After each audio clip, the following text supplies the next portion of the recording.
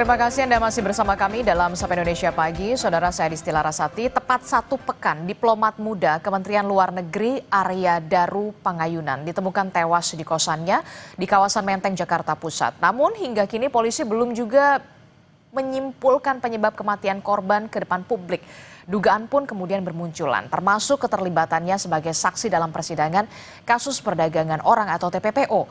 Kami akan membahasnya soal ini bersama dengan sejumlah narasumber yang sudah hadir melalui sambungan daring. Sudah ada Kabar Reskrim Polri 2009 hingga 2011, Komjen Purnawirawan Ito Sumardi, kemudian ada ahli psikologi forensik Ibu Reni Kusumo Wardani, kemudian ada Guru Besar Hukum Internasional Universitas Indonesia, Profesor Hikmahanto Juwana. Selamat pagi Bapak-Bapak dan juga selamat pagi Ibu Reni dengan Adisti di studio.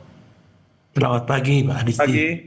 Ya, kita membahas soal bagaimana bisa mengungkap misteri tewasnya diplomat muda Kementerian Luar Negeri Arya Daru yang dari pekan kemarin ini sudah banyak sekali spekulasi liar yang bermunculan begitu ya, spekulasi mulai dari apakah ini pembunuhan, apakah ini bunuh diri, apakah ini begini, kasihan juga keluarga korban gitu ya ketika melihat spekulasi yang begitu liar di media sosial yang menjadi perbincangan. Tapi yang kemudian harus dipastikan dulu, Pak Ito Sumardi, saya akan bertanya dulu Pak Ito ya selaku Kabar Reskrim Polri 2009 hingga 2011. Ini kan katanya pekan ini akan diungkap, dirilis soal penyebab kematian korban begitu ya. Kita tahu CCTV sudah mengarah semuanya ke kamar korban, kemudian ada beberapa penjaga kos yang kemudian bolak-balik sampai kemudian keesokan harinya tidak ada pintu yang kemudian dirusak dan segala macam. Apa sebenarnya yang menjadi kesulitan utama penyidik untuk bisa mengetahui penyebab kematian dari Arya Daru ini sebenarnya, Pak Ito? Ya baik Mbak, sebelumnya almarhum ini kebetulan adalah pernah menjadi lokal staf di Kedutaan Besar Myanmar. Saya di sana kebetulan 5 tahun ya menjadi duta besar, jadi sangat tahu pribadi yang bersangkutan. Kemudian dengan tidak mencampuri proses penyidikan oleh Polda Metro, saya kira ada beberapa hal yang menjadi kunci di sini yang perlu didalami dan mungkin sudah dilaksanakan oleh teman-teman. Yang pertama adalah hasil otopsi ya, karena hasil otopsi ini menentukan penyebab matinya korban ataupun waktu korban itu meninggal, perkiraan. Kemudian dari analisa CCTV, saya melihat beberapa kali ada beberapa kejanggalan menurut saya ya. Yang pertama adalah saat almarhum Arya masuk kamar setelah membuang sampah, posisi CCTV dalam keadaan blind spot, sehingga kita tidak bisa melihat apakah ada orang sudah masuk atau tidak ya. Kemudian yang kedua adalah setelah almarhum di dalam posisi CCTV baru yang bisa melihat lorong sepenuhnya, pada saat itu kan penjaga kos mengatakan dihubungi oleh istrinya. Kejanggalan dari saya kenapa dia nggak ketuk pintunya gitu, karena istrinya kan ingin untuk menanyakan ya kenapa tidak dijawab ya. Kemudian yang kedua pada saat bersama dengan pemilik kos itu masuk ingin membuka pintu dengan secara paksa, itu apakah dia mengetuk dulu pintu atau menggedor pintu ya sehingga meyakinkan bahwa di dalam itu tidak ada jawaban. Nah, ini kan langsung membuka jendela. Kalau pengalaman saya, mohon maaf mungkin ya ini spekulasi saya berdasarkan pengalaman. Saya juga pernah mengalami satu kasus serupa di hotel ya. Di mana kunci di dalam dan korban di dalam tidak ada siapa-siapa. Karena kalau sistem kunci yang elektronik itu sangat mudah. Kalau misalnya di dalam posisi ditutup ya, di dalam dikunci kemudian kita tutup, maka akibatnya adalah pintu itu terkunci dari dalam. Kan ini pintunya pakai elektronik ya. Nah sehingga hal-hal ini yang mungkin menurut saya perlu didalami adalah alibi ya. Kemudian latar belakang dari penjaga kos itu siapa ya. Kemudian juga digital forensik yang menyangkut masalah HP ya, HP. Jadi kapan istrinya menelpon, kemudian mengapa yang bersangkutan atau penjaga ini hanya melongok saja tidak mengetuk ya. Kemudian antara istrinya menelpon dengan perkiraan waktu kematian dari korban itu kira-kira jam berapa gitu. Jadi ada hal-hal yang mungkin perlu Didalami. dilakukan pendalaman ya. Demikian, Mbak. Harus ada yang perlu didalami lagi dengan tadi Anda sebutkan salah satunya soal kejanggalan CCTV, soal blind spot juga yang tadi Anda sebutkan, kemudian soal latar belakang juga. Termasuk soal mengapa kemudian itu juga menjadi pertanyaan saya ketika seorang istri menghubungi penjaga kos untuk memastikan suami saya ada di dalam kamar atau tidak, kenapa tidak diketuk, itu yang kemudian juga menjadi pertanyaan saya sebenarnya, sesimpel itu sebenarnya Pak Ito. Tapi yang kemudian menarik adalah Anda sempat mengatakan Anda cukup mengenal almarhum Arya Daru karena sempat bertugas sama-sama menangani kasus Myanmar. Nah, ini yang kemudian menjadi latar belakang juga, jadi banyak juga spekulasi-spekulasi yang bermunculan. Termasuk juga perlu, saya juga yakin penyidik juga tengah mendalami soal bagaimana laptop, apakah ada dokumen rahasia yang saat ini dipegang oleh almarhum atau yang bersangkutan begitu. Apakah ini juga terus didalami dari penyelidikan atau penyelidikan ini? Iya, pasti Mbak, kan penyidik ini pasti akan mendalami dari berbagai aspek ya, termasuk daripada tugas yang bersangkutan. Yang bersangkutan itu pada saat kami di Myanmar, itu baru mendapatkan promosi untuk mengikuti pendidikan untuk diplomat ya. Tadinya adalah sebagai lokal staf biasa. Kemudian yang kedua, saya pun pernah menangani ya beberapa kali kasus TPPO ya, TPPO. Nah, saya kira mungkin kalau terlalu jauh kalau kita mengatakan ada ancaman, tapi ini tidak menutup kemungkinan juga. Oke. Kalau memang kita terlibat langsung misalnya dalam penyelidikan ya bersama-sama dengan kepolisian kan ada untuk TPPO-nya. Kemudian juga mungkin kalau menyangkut jaringan kita nggak tahu ya. Tapi bagi saya kita sekarang harus mendalami di sekitar TKP saja. Jadi satu tadi posisi CCTV. Kemudian yang kedua alasan kenapa orang ini yang dititipkan oleh istrinya untuk ditanyakan kenapa tidak mengetuk pintu ya. Kemudian blind spot ya. Kalau memang betul blind spot itu kalau logika saya kalau memang ada orang ingin melakukan kejahatan dia bisa masuk dulu pada saat Daru ini almarhum membuang sampah misalnya kan. Kalau sudah di dalam misalnya ini terjadi sesuatu pembunuhan bisa saja dia keluar menutup pintu dan otomatis terkunci di dalam. Tapi ada kemungkinan lain yang tadi disampaikan tidak menutup kemungkinan lain. Apakah yang bersangkutan ini memang sengaja suicide ya atau bunuh diri? Tentunya ini harus didalami oleh Ibu Reni ya untuk masalah psikologi forensik ya. Kita harus lihat latar belakang psikologi yang bersangkutan juga dan juga didalami dari laptop dari komunikasi ya aliran komunikasi selama ini dengan siapa saja. Ini saya sangat yakin bahwa teman-teman dari Cybercrime Polda Metro mereka juga bekerja keras. Mudah-mudahan kita bisa mendapatkan kesimpulan dalam waktu dekat. Demikian, Pak. Oke, ini perlu didalami karena banyak juga spekulasi liar yang kemudian bermunculan di media sosial. Tapi yang kemudian menjadi pertanyaan saya adalah sesulit apa kemudian kasus ini bisa diungkap oleh penyidik polisi? Ya, karena kalau di dalam pengungkapan satu kasus dikenal dengan teori segitiga pembuktian, Mbak ya. Oke. Kasus yang mudah itu kalau ada korban, kalau ada tersangka, ada barang bukti selesai itu. Tetapi kalau hanya korban, kemudian tersangka juga belum jelas, kemudian barang bukti juga tidak ada. Nah, ini sangat memerlukan adanya satu penyelidikan atau pengungkapan dengan menggunakan pendekatan ilmiah atau scientific crime investigation yang dilakukan sekarang. Itu saja bedanya, Mbak. Oke, saya ke Bu Reni. Bu Reni, kalau melihat dari sisi psikologi forensik begitu ya, sebelum akhirnya ditemukan tewas keesokan paginya, kemudian sang istri merasa kok rasa-rasanya tidak seperti biasanya sampai seorang istri ini bisa dikatakan menelpon 3 kali sesuai dengan ungkapan dari polisi begitu, menelpon 3 kali kepada penjaga kos untuk memastikan sang suami berada di dalam kamarnya dalam keadaan aman begitu. Tapi kemudian yang jadi pertanyaan adalah mengapa penjaga kos hanya mondar-mandir begitu ya, tidak mengetuk untuk memastikan. Ini yang kemudian harus didalami lagi soal ini. Dari kacamata Anda, Bu Reni, apa yang bisa Anda utarakan dari ini? Bu Reni, maaf belum dibuka audionya. Oh, maaf. Oke, Ya, silakan. baik. tentunya kita tidak bisa terbatas pada fakta-fakta yang ada di luaran, demikian. Jadi ini bisa mengakibatkan kita terjebak pada jumping to conclusion ya. Oke.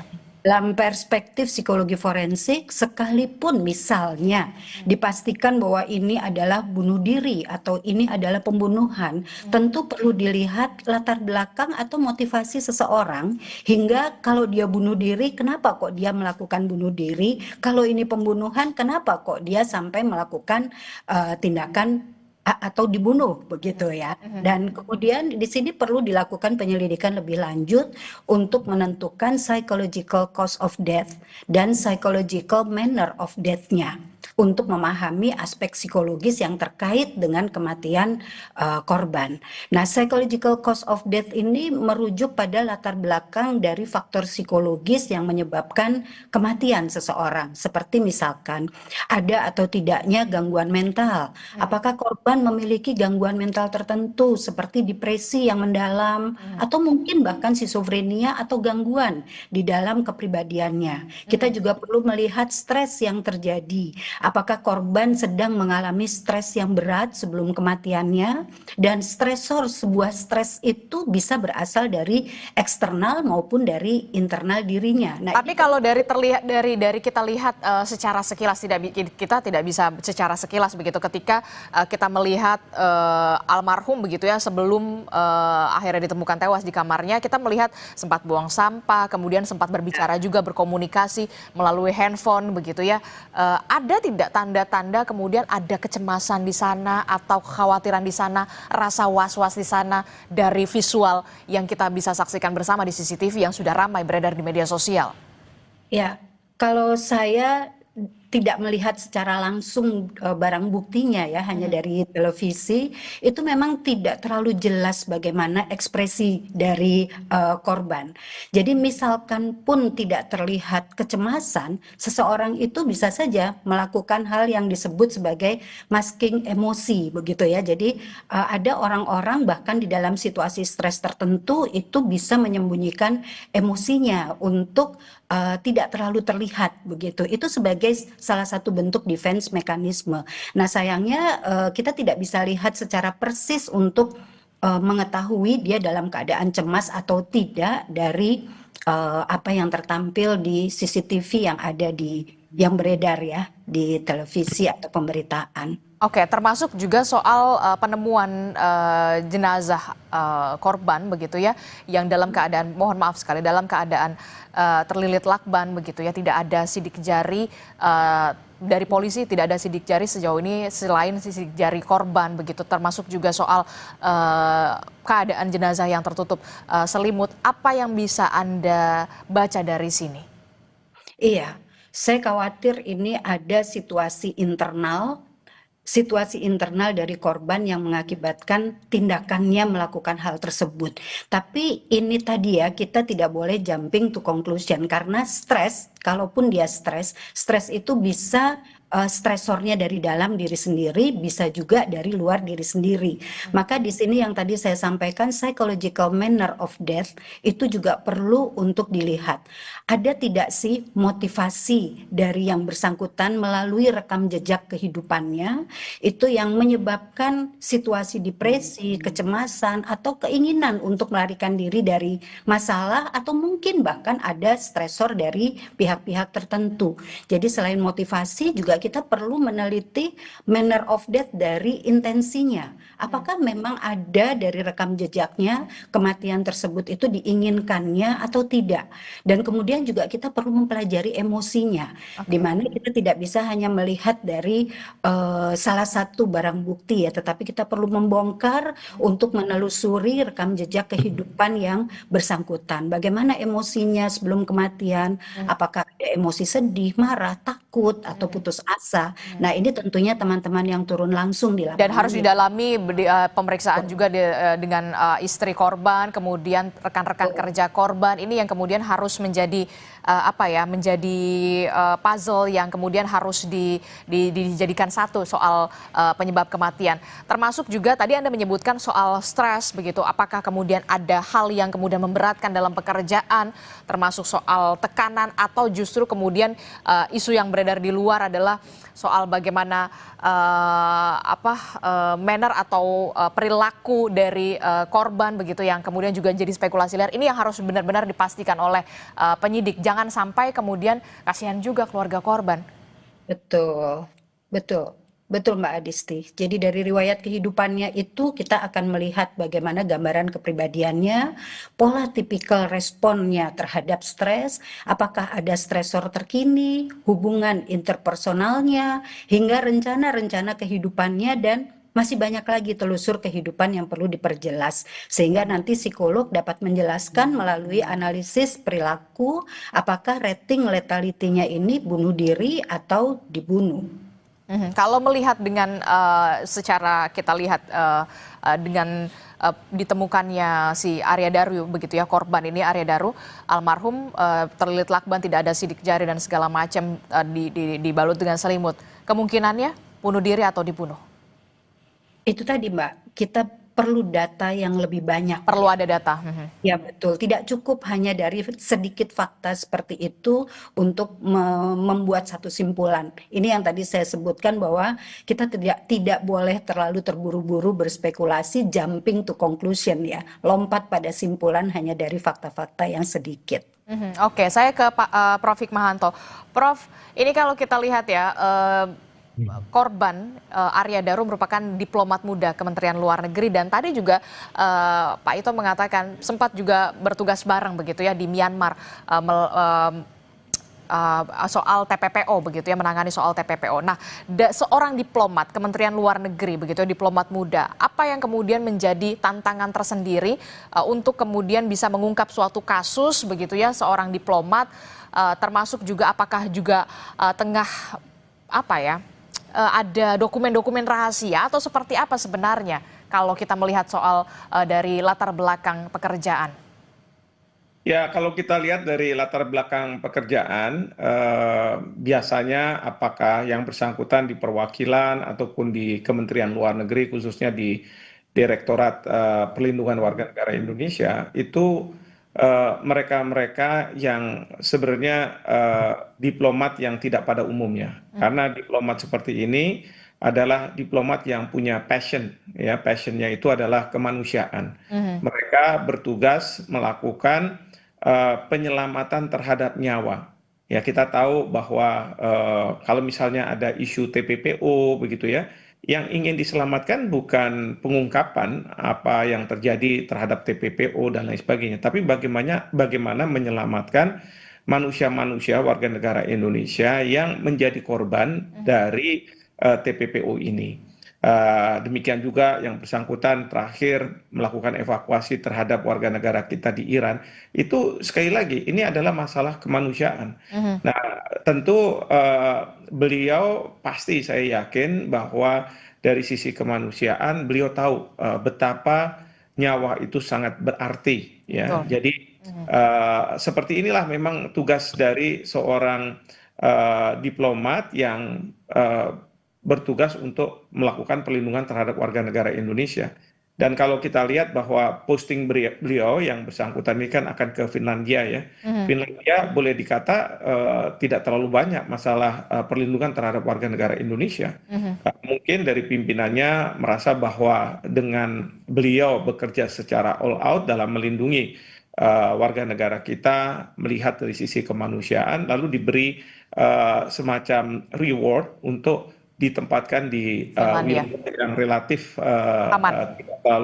tidak terlalu banyak memikirkan mengenai masalah keselamatan manusia seperti itu. Oke, rencananya almarhum juga akan ditugaskan ke Finlandia setelah sebelumnya sempat ditugaskan juga soal perlindungan warga negara kita di Iran, termasuk juga di Myanmar. Ini yang kemudian menjadi sorotan tajam begitu ya dari dari berbagai pihak pernah menangani kasus TPPO di Myanmar. Ini kemudian juga ada dikait-kaitkan jadinya, Prof. Hikmahanto. Nah, ada tidak tantangan terbesar yang harus dihadapi seorang diplomat ketika kemudian tengah menyelamatkan dalam tanda kutip tadi Anda katakan melindungi warga negara Indonesia kita soal di Myanmar salah satunya, bahkan beliau almarhum menjadi saksi kala itu. Ya, kalau tantangan tentu tantangan di negara di mana warga negara kita menjadi korban ya, tidak di Indonesia tentunya. Jadi tantangan di sanalah yang menjadi apa namanya hal yang harus diatasi. Bagaimana menyelamatkan warga negara kita di luar negeri, ya mungkin juga tidak kondusif penyelamatannya, berlika-liku, ya bahkan juga harus mungkin berhubungan dengan warga setempat dan lain sebagainya. Jadi segala sesuatu itu terjadinya di luar negeri. Nah, kalau misalnya tadi dikatakan bersaksi, ya tentu seorang saksi itu kan adalah yang melihat langsung, mendengar, mungkin begitu. Jadi dipanggil untuk memberikan kesaksiannya, gitu ya. Saya tidak tahu apakah itu nantinya akan berdampak pada keselamatan yang bersangkutan.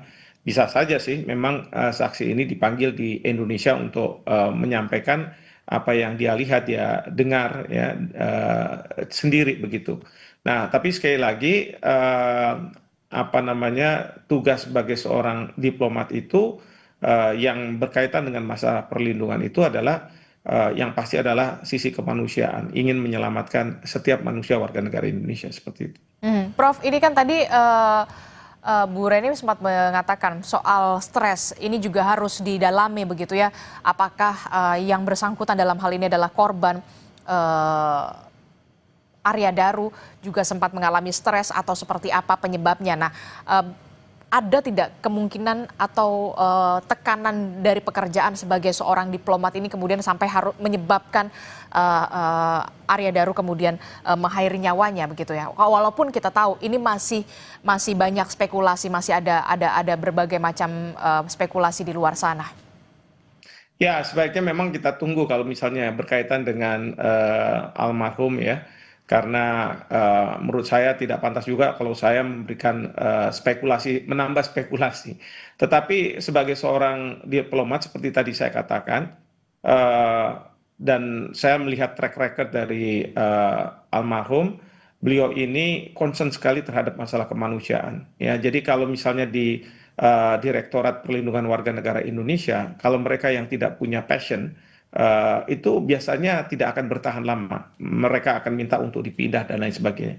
Tapi saya melihat bahwa almarhum beliau pernah bertugas di Myanmar, kemudian juga melakukan banyak kegiatan perlindungan. Kalau saya tidak salah juga di penempatan lain juga seperti itu. Jadi benar-benar beliau punya passion di situ. Jadi kalau kita punya kerja berdasarkan passion, tentu menurut saya ya tidak ada stres ya. Jadi kita melakukannya itu dengan senang hati. Justru kita merasa ada achievement kalau kita bisa berhasil untuk misalnya melakukan penyelamatan terhadap warga negara. Oke, baik. Nanti kita juga akan membahasnya soal bagaimana polisi bisa mengungkap penyebab kematian dari Arya Daru ini, karena kita tahu ini cukup mendapatkan atensi dari publik ya, Pak Ito ya. Kita berharap polisi segera merilis kasus ini di pekan hari ini begitu ya. Tapi kita akan jeda dulu, usai jeda kami akan kembali. Tetaplah bersama kami di Sapa Indonesia Pagi.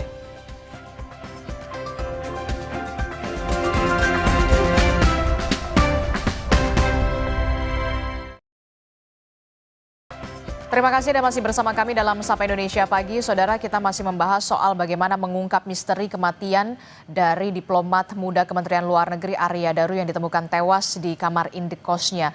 Dan polisi sendiri menargetkan akan merilis soal penyebab kematian korban ini di pekan ini.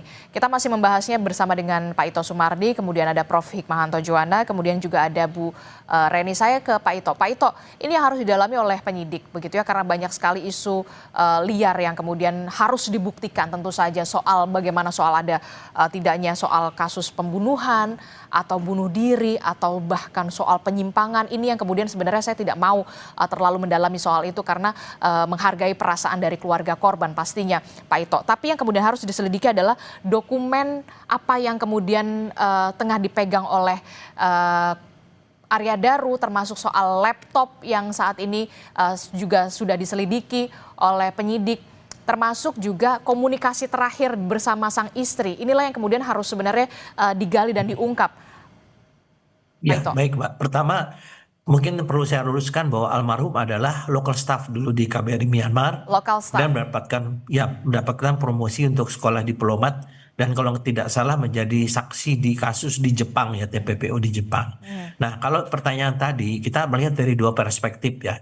Yang satu perspektif kalau memang betul adanya ancaman. Ini pasti sudah menjadi masukan bagi para penyidik ya dengan mematikan GPS, kemudian juga emailnya ditutup dan lain sebagainya. Nah ini tentunya perlu didalami kapan, kemudian apakah ini sangat dekat dengan waktu kejadian pembunuhan dan ini juga perlu nanti didalami kepada istri yang bersangkutan ya.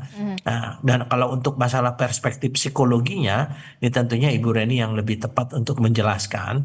Tapi kalau dari perspektif ancaman terhadap yang bersangkutan, saya bisa-bisa saja ya, bisa-bisa saja. Oleh karena itu, di sini sangat penting untuk menelusuri jejak pembicaraan ya, jejak digital pembicaraan yang bersangkutan, baik melalui handphone ataupun melalui email ya, ataupun fasilitas lain yang bisa berkomunikasi dengan yang bersangkutan. Ini sangat penting ya. Mungkin kita ambil beberapa waktu yang agak jauh, 1 bulan atau bagaimana, dan kepada teman-teman almarhum juga tentunya perlu ada satu keterangan ya, permintaan keterangan bagaimana pribadi almarhum menjelang terjadinya kasus tersebut. Nah ini kalau dari perspektif untuk pengungkapan kasus dari kepolisian demikian, Pak. Oke. Kalau kita melihat dari yang sudah beredar di media sosial dari mulai CCTV, kemudian penemuan jenazah begitu, ini mengarah ke pembunuhan kah? Kalau mengarah pembunuhan kah ini cukup rapih begitu ya, cukup bersih, cukup clear, atau kemudian bunuh diri? Ya, berbagai isu yang muncul di publik itu menurut saya oleh penyidik itu juga dijadikan petunjuk, Pak. Karena kan kita lebih wide ya, lebih lebih luas, komprehensif melihatnya. Penyidik juga tentunya juga memerlukan satu masukan-masukan ya untuk bisa dia lakukan apa namanya penyidikan di lapangan.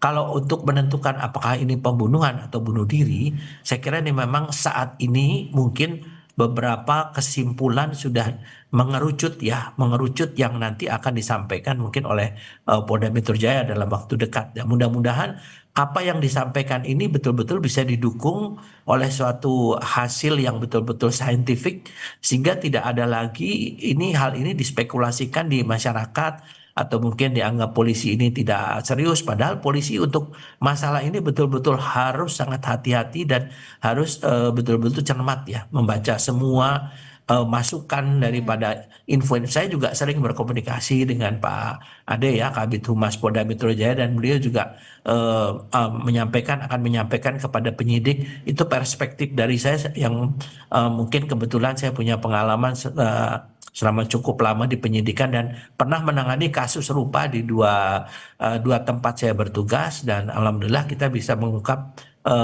apa yang terjadi, kemudian pelakunya juga bisa ditangkap, dan juga ada satu kasus yang memang kasus bunuh diri ya. Saya kira mungkin pengalaman saya ini bisa disampaikan kepada adik-adik yang sedang bertugas, dan mudah-mudahan mereka pun juga akan menindaklanjuti ya dengan berbagai uji coba di lapangan ya, uji coba baik dalam segi forensik ataupun dalam interview dan lain sebagainya. Demikian, Pak. Oke, saya ke Bu Reni. Bu Reni, ini yang kemudian harus benar-benar didalami begitu ya, komunikasi atau jejak digital yang dilakukan Arya Daru bersama istrinya, sampai seorang istri merasa khawatir sampai 3 kali menelpon penjaga kos begitu ya untuk bisa memastikan sang suami ini dalam keadaan tidak apa-apa di dalam kamar indekosnya. Ini yang kemudian harus didalami. Nah, rasa khawatir ini apa yang harus digali sebenarnya dari sang istri sampai menelpon 3 kali di kamar indekos yang setiap hari Arya Daru ini tidur begitu ya, berkegiatan begitu. Ini agak sedikit janggal kalau menurut saya. Iya, janggal atau tidak itu kan tentunya kita perlu mendalami ya. Di sini misalkan apakah biasanya komunikasi itu seperti apa? Jadi apakah memang biasa berkomunikasi dengan bolak-balik di telepon, tidak mengangkat sehingga mengakibatkan kekhawatiran, atau ini sesuatu yang tidak biasa begitu. Nah, kalau kita melihat di dalam pembicaraan, ini tampaknya memang ada kekhawatiran dari keluarga, khususnya di sini istrinya ya yang terus-menerus menelpon dan meminta dari penjaga kontrakan itu untuk melihat ke kamar korban ya. Di sini memang terlihat adanya kekhawatiran. Maka di sini perlu didalami. Kenapa kok bisa khawatir? Sebegitunya. Betul, dan apa pembicaraan terakhir yang dilakukan oleh korban? Apakah ada informasi-informasi tertentu? Nah, ini sangat penting untuk kemudian digali demikian untuk menentukan pada akhirnya nanti. Oke, berarti Anda melihat ada peluang ada yang tidak biasa nih sampai seorang istri kemudian menelpon penjaga kos sampai 3 kali untuk memastikan suaminya dalam keadaan aman di dalam kamar indekos. Ya, kalau melihat hanya di dalam 1 hari itu, tampaknya memang tidak biasa. Ada yang tidak biasa. Tapi biasa atau tidak itu kan ukurannya subjektif ya di sini. Jadi apakah memang biasa seperti itu begitu atau ini baru pertama kali? Kalau itu baru pertama kali berarti ini adalah sesuatu yang tidak biasa komunikasi yang dilakukan antara keluarga dengan korban pada malam hari itu. Oke, soal itu juga banyak juga spekulasi yang kemudian bermunculan di luar sana begitu ya, soal ini dibunuh atau kemudian bunuh diri atau kemudian ada penyimpangan lainnya. Ini juga masuk dalam hal yang harus didalami juga dari psikologi forensik menurut Anda, Bu Reni? Betul, karena tadi ya manner of death, Manner of death. Betul, latar belakang cara kematian dan latar belakang dari keputusan-keputusan, apa motivasinya, apa intensinya, apakah ada situasi psikologis lain yang tidak biasa, itu semuanya didalami di dalam proses otopsi psikologi. Jadi proses otopsi psikologis itu sebetulnya semua dugaan diangkat menjadi hipotesis yang kemudian perlu digali melalui tempat kejadian. Kita juga perlu melihat TKP-nya seperti apa, barang-barang korban seperti apa, apakah ada bukti tentang berbagai aktivitas di dalamnya termasuk misalkan aktivitas keseharian atau aktivitas khusus yang dilakukannya gitu ya. Jadi wawancara dengan saksi, orang-orang yang terkait dan betul-betul mengenal korban tentang kemungkinan apakah ada bukti-bukti perilaku yang mengarah pada dugaan-dugaan yang tadi dihipotesiskan. Jadi setelah itu pun data-data terkumpul masih akan ada pembuktian melalui analisis ilmiah, analisis konseptual terhadap telusur rekam jejak hidup dan berbagai barang-barang miliknya tadi termasuk jejak digital yang ditinggalkannya. Berapa lama Bu untuk bisa kemudian memperoleh hasil ini dari otopsi psikologi? Ya, sebetulnya kami sebagai psikolog itu tentunya inginnya semuanya bisa cepat. Betul. Namun kadang di lapangan itu hambatannya misalnya keluarga belum bisa secara lepas Terbuka. menyampaikan, ya betul, belum tentu bukan hanya terbuka, tetapi mungkin masih di dalam kedukaan yang mendalam sehingga kita perlu hati-hati pelan-pelan. Nah, ini juga mempengaruhi bagaimana waktu kami melakukan otopsi psikologis ini bisa cepat atau bisa lebih lambat seperti itu. Tapi kalau inginnya tentunya ingin cepat. Nah, ada satu satu moto di dalam pekerjaan kami melakukan otopsi psikologis itu sebetulnya kita bukan bekerja cepat, tetapi kita bekerja tepat seperti itu. Bukan bekerja cepat tapi kemudian bekerja tepat begitu ya. Iya. Ini menjadi tantangan, kemudian tidak hanya soal keterbukaan dari pihak keluarga, tapi juga suasana duka yang sampai saat ini masih dirasakan pastinya oleh keluarga. Inilah yang kemudian menjadi tantangan tersendiri untuk otopsi psikologi di sana ya, Bu Reni ya. Oke, saya ke Prof. Hikmahanto. Prof. Hikmahanto, apa sih sebenarnya bahaya yang kemudian ada di depan mata untuk bisa sampai mengancam keselamatan seorang diplomat? Ya, Yang pasti gini, seorang diplomat itu kan bukan human rights defender ya. Human Betul. rights defender itu biasanya sering berhadapan dengan pemerintah, bahkan juga berhadapan dengan berbagai pihak begitu ya. Tentu dia punya kerentanan. Tapi kalau sebagai seorang diplomat, sebenarnya tidak ada tanda kutip ya ancaman-ancaman dari negara lain terutama karena ya mereka memegang paspor diplomatik, lalu kemudian mereka juga tidak bersentuhan dengan pihak-pihak yang dianggap sebagai punya potensi untuk mengancam jiwa mereka. Hmm. Bahkan juga di Indonesia, terutama sekali yang tadi saya katakan, kalau kita bicara tentang perlindungan warga negara, Hmm. itu kalau misalnya mereka yang tidak punya rasa kemanusiaan yang tinggi itu tidak akan bertahan lama karena biasanya memang kalau jadi diplomat mungkin inginnya seperti yang dibayangkan James Bond gitu ya, kira-kira bekerjanya di negara-negara yang maju dan lain sebagainya. Tapi untuk mereka-mereka yang di perlindungan ini berbeda, ini sangat-sangat unik dan mereka sangat paham situasi dan mereka tidak mungkin ya mempunyai musuh di luar negeri karena kalau mereka mempunyai musuh itu akan menghambat pekerjaan mereka. Justru mereka harus berteman dan dengan pertemanan itu mereka akan bisa mengevakuasi warga negara kita yang punya masalah di luar negeri. Jadi seperti itu. Oke, saya ke Pak Ito. Pak Ito terakhir, Pak Ito, apa yang harus dicermati dari para penyidik untuk bisa menangani atau mengungkap kasus ini seperti Bu Reni dan kawan-kawan begitu soal otopsi psikologi, tidak hanya soal kecepatan tapi juga soal ketepatan.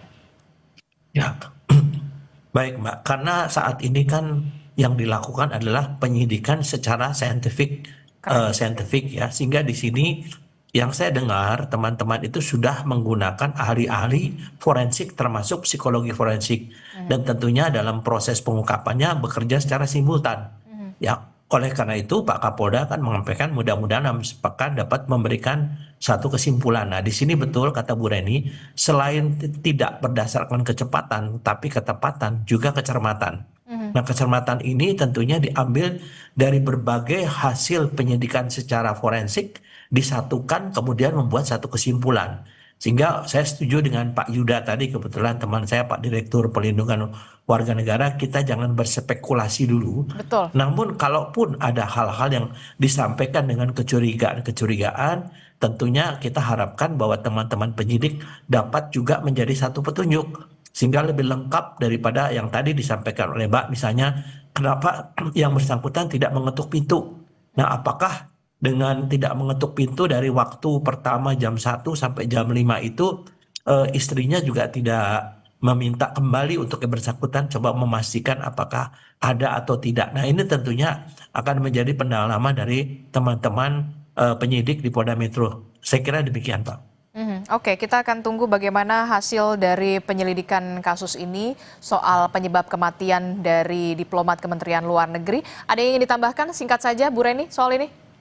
Baik, psikologi forensik dapat menjadi bagian dari scientific based investigation. Jadi investigasi berbasis ilmiah dalam mengungkap misteri kematian dengan menganalisis riwayat perilaku korban untuk menentukan motif, pola perilaku, mengevaluasi kesehatan mental korban untuk menentukan apakah ada gangguan mental yang terkait dengan peristiwa ini, membantu dan dalam wawancara dengan saksi dan orang-orang yang terkait dengan korban untuk bisa mengumpulkan informasi yang relevan dan menganalisis bukti data lainnya untuk menyimpulkan penyebab kematian. Nah, tentunya di sini sekali lagi duka cita yang mendalam untuk keluarga yang ditinggalkan dan semoga spekulasi ini tidak terlalu berkembang jauh sambil kita menantikan bagaimana nanti simpulan dari pihak kepolisian.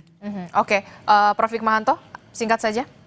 Ya, kita tunggu sajalah. Ya, jadi kita tunggu saja. Segala sesuatu harus pihak yang memiliki kewenangan dan pihak yang memiliki kewenangan yang bisa berada di tengah-tengah lapangan. Kalau kita-kita ini publik tidak mungkin. Dan saya sebagai orang hukum biasanya mengatakan kalau kita patokan pada satu fakta kurang cukup. Jadi semua fakta harus dikumpulkan dan berbagai bukti harus ada, dan inilah yang merupakan kewenangan dari pihak kepolisian. Saya rasa kita itu saja. Oke, kita tunggu bagaimana polisi ini bisa mengungkap dari misteri tewasnya diplomat muda Kementerian Luar Negeri untuk juga bisa memberikan kepastian penyebab kematian ini juga terhadap publik, tidak hanya terhadap publik tapi kepada keluarga korban yang saat ini kita tahu masih sangat berduka. Terima kasih Pak Ito telah bergabung bersama kami, Bu Reni terima kasih, Prof. Hikmahanto Juwana juga terima kasih. Assalamualaikum, selamat pagi Bapak-Bapak dan juga Ibu. Waalaikumsalam warahmatullahi wabarakatuh. Waalaikumsalam warahmatullahi wabarakatuh. Saudara penyidik Kejaksaan Agung akan kembali